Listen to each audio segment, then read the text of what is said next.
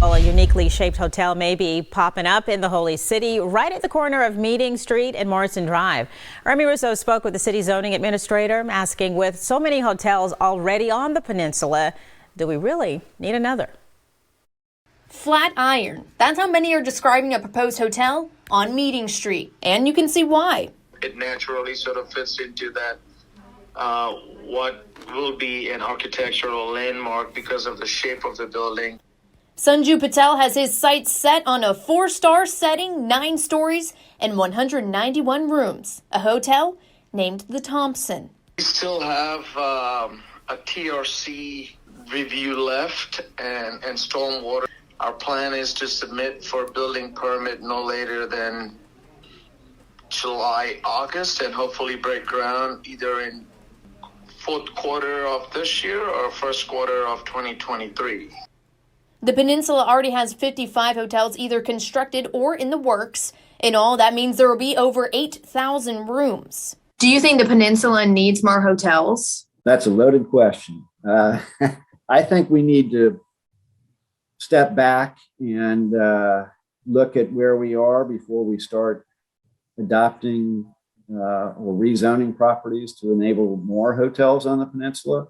Lee Batchelder is Charleston's zoning administrator. He says there's been moratoriums in the past to pause the process of review and approval for hotels. Right now, that's not the case. We adopted a new ordinance in the early fall of 2019 that implemented some brand new measures.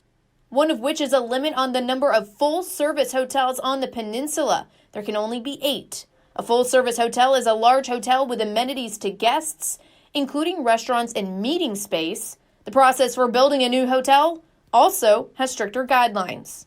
Not only do you have to meet the zoning requirements, you have to meet all these other building code and zoning and engineering requirements. Batchelder believes the Thompson is a good fit for Meeting Street and says getting an attractive building right off the Rutledge Avenue exit on I-26 will make for a beautiful gateway into the city. Reconnecting with the community. For more than a year, the Summerville Police Department has been meeting local citizens. It's called the Dignity Project. Police say their goal is to create more transparency between officers and the public. And our Tara Jabor did a story with them 6 months ago, and tonight she's checking back to see what each group has learned from each other. Tara. That's right, Tessa. The members of the Dignity Project I spoke to tonight say the biggest lessons they have learned from the group is when they put themselves in the shoes of others.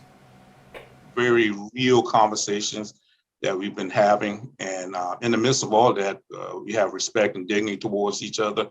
Once a month, every month, Summerville residents meet with the police department to talk through all kinds of tough issues, whether it's dealing with social justice issues or police and community issues.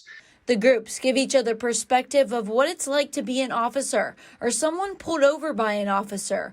Captain Johnson says one activity that sticks out to him is when they did a practice traffic stop and he heard the concerns of the person being pulled over. We don't really get a feel of what they maybe feel like soon as that blue lights are behind them. So I think we got to learn how they felt when they're interacting with the police. And Robinson says he has learned to separate the person from the role. We were understanding one another by role, and we didn't see the human being behind the badge. You know, you look beyond the badge. They're human beings just like us. They care about our community just as we do. Captain Johnson says him meeting with the group only furthers his belief that all officers should follow one rule. We have to make sure that we're empathetic, that we are treating people the way they would want to be treated. I think that is the golden rule. Those who are attending these meetings hope to get more people involved so they can make a better Summerville. Dignity is inherent. Respect is earned. So we want to just move forth with that message. When police are serving a community that they have a personal relationship with, and the community has a personal relationship back, and there's mutual dignity, that really transforms the whole relationship. And originally, the Dignity Project was only supposed to be for 1 year, but now leaders say they'll continue meeting until there's no longer any interest. And new at 7, a hack job. That's how several neighbors in North Charleston are describing the work done by contractors cutting back trees near power lines. It's a cutting cycle that happens about every 5 years. Our Amy Russo was in Park Circle today and witnessed some of the work. The trees are kind of like they sold me on my house. I looked at my beautiful trees and I was like, wow, this is amazing. With just a chop, a tree Kamana Little Flower once admired for 16 years, she now calls an eyesore.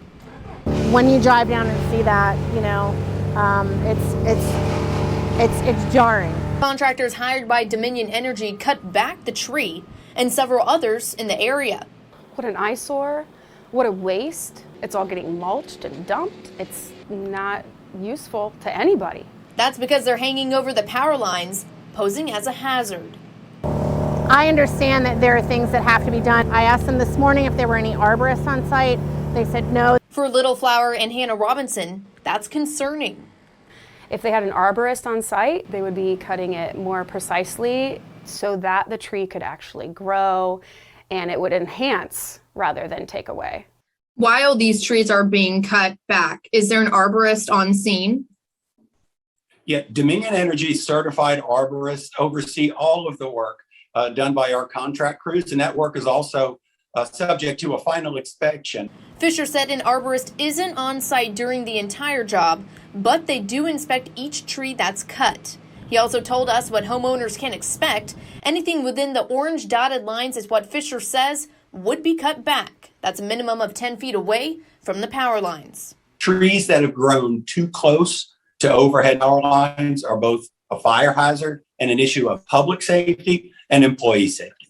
Now, Robinson says she thinks the limbs could also be put to better use. Dominion Energy officials say if you're interested in keeping the limbs that are chopped down, you can just give them a call and an arrangement can be made.